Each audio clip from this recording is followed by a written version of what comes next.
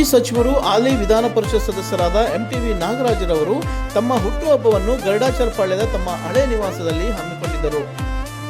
ಸಾವಿರಾರು ಜನರು ಹಾಗೂ ಅಭಿಮಾನಿಗಳು ಎಂಟಿವಿ ನಾಗರಾಜರವರಿಗೆ ಶುಭ ಕೋರಿ ಅಭಿನಂದಿಸಿದರು.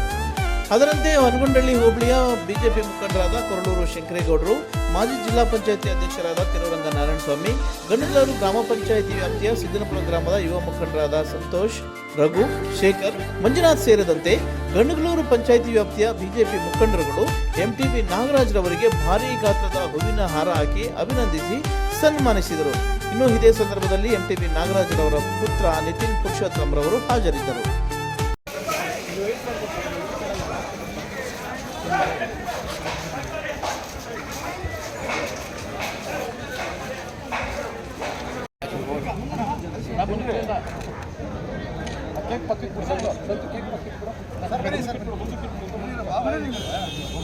ಸ್ವಲ್ಪ ಹಿಂದೆ ಬನ್ನಿವ್ರೆ.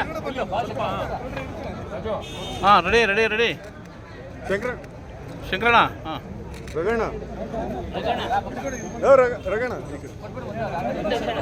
ಸ್ವಲ್ಪ ಡೌನ್ ಮಾಡಿ ಸರ್, ಡೌನ್ ಮಾಡಿ ಸರ್, ಅದು ಡೌನ್ ಮಾಡಿ